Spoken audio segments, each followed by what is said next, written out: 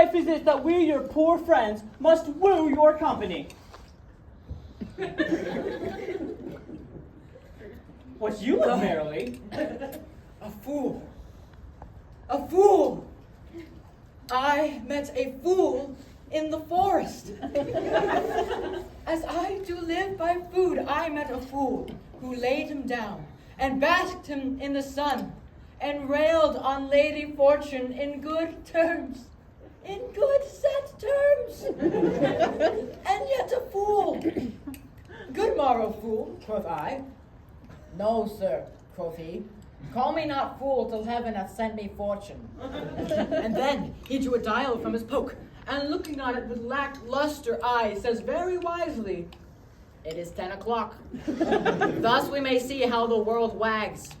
After 'twas an hour ago since it was 9, and after an hour more 'twill be 11. And so from hour to hour we ripe and ripe, and from hour to hour we rot and rot, and thereby hangs a tale. When I did hear the fool thus moral on the time, my lungs began to crow like chanticleer, thinking that fools should be so deep contemplative. And I did laugh sans intermission an hour by his time. Oh, worthy fool, noble fool, motley's the only way. What fool is this? A noble fool, one that hath been a courtier, and says, if ladies be but young and fair, they have the gift to know it. And in his brain, which is as dry as the remainder biscuit after a sea voyage, he has strange places crammed with observation, the which he vents in mangled forms. Oh, that I were a fool.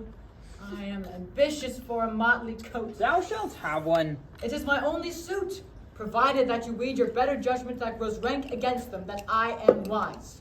I must have liberty with all, as large a charter as the wind, so I may blow upon whom I please. For so fools have. And they that are most galled with my folly, they most must laugh. And why, sir, must they so? The why is as plain as way to Paris church.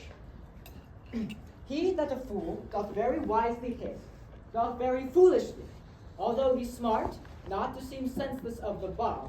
If not, the wise man's folly is anatomized even by the squandering glances of the fool. Oh, invest me in my motley.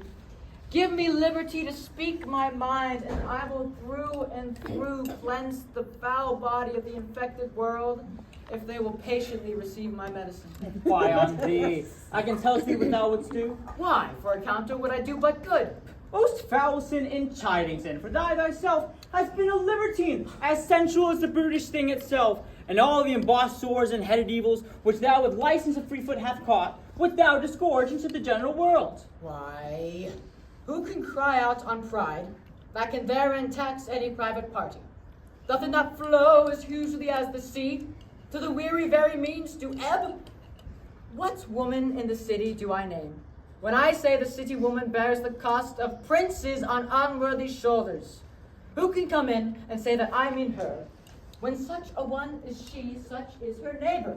Or what is he of basest function, that says his bravery is not of my cost, thinking I mean him, but therein suits his folly to the metal of my speech? There then, how then, what then? Let me see wherein my tongue hath wronged him. If it do him right, then he hath wronged himself. If he be free, why then my taxing like a wild goose flies, unclaimed of any man. Forbear, no more! Why have he none yet? Nor shall not till necessity be served. Of what tribe should this cock come of? Art thou thus boldened by thy despair, or else a rude despiser of good manners, that in civility thou seemest so ungently? You touched my vein at first. The thorny point of fair distress hath taken from me the show of smooth civility. Yet I am in the bread and know some nurture. But forbear, I say! He dies that touches any of this fruit. Not till I my affairs are answered. And you will not be answered with reason? I must die. What was that? That shall force more with gentleness than...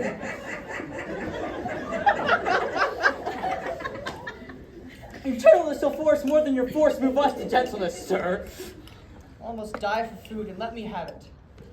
Sit then and feed, and welcome to our table. Speaking so gently. Pardon me, I pray you. I thought all things have been savage here. Therefore, put on the countenance of stern commandments, and if ever you have been known to church, if ever from your island wiped a tear, if ever set any good man's feast, then notice to pity and be pitied. Let gentleness by strong enforcement be, in which hope I blush and hide my sword. True it is that we have, with holding up and run to church, and have sat at good men's feasts, and have wiped their eyes of drops the sacred pity hath engendered. And therefore sit in gentleness, and take upon command what help we have, that to your wanting may be ministered. But forbear your food a while, whilst I like a doe go and find my fawn. There is an old man who hath many a weary steps, traveled and lived in pure love, and hath been oppressed by two weak evils, age and hunger. I will not touch a bit. Go and find him out, and we will nothing waste until you return. Thank you, bless thee for thy comfort. Thou seest we are not all alone unhappy. This wide and universal theater presents more woeful pageants than the scene wherein we play. All the world's a stage, and the men and women merely players. They have their exits and their entrances, and a man in his time plays many parts, his acts being 7 ages. At first, the infant, mewling and puking in the nurse's arms. And then the whining schoolboy, with satchel and shining morning face, creeping like snail, unwillingly to school. Then the lover, dying in the furnace, and making a woeful ballad even to his mistress's eyebrow. Then the soldier, got in quick and quarrel, jealous in honor, seeking the bubble reputation, even in the cannon's mouth. And then the justice, in fair round belly, and good capon lamb, with eyes severe and beard of formal cut, all full of wise saws and modern instances. And so he plays his part. The 6th age shifts into lean and slippered pantaloon, with spectacles on nose and pouch on side. His youthful hose, well saved, a world too wide for his shrunk shank, and his big manly voice now turned once again towards childish treble. Paps and whistles in his sound. Last scene of all, that ends this strange, eventful history, is second childishness and mere oblivion. Sans teeth, sans eyes, sans taste, sans everything. Oh, welcome. Sit down your venerable burden and let him feed. Thank you much for him. So how'd you need? I scarce can speak to thank you myself. Welcome, fall 2. Now, we'll not trouble you as yet to question you about your fortunes. Come, play music and good cousin, sing. 1, 2, 3.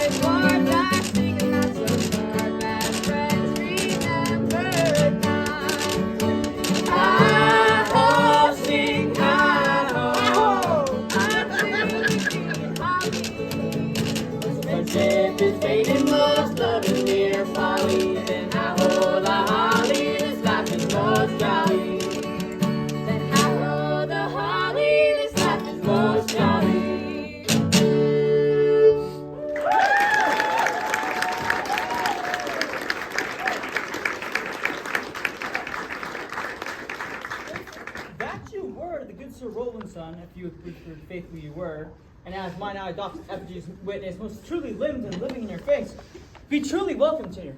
I am the Duke that's loved your father. Give me your hands, and let me all your fortunes understand.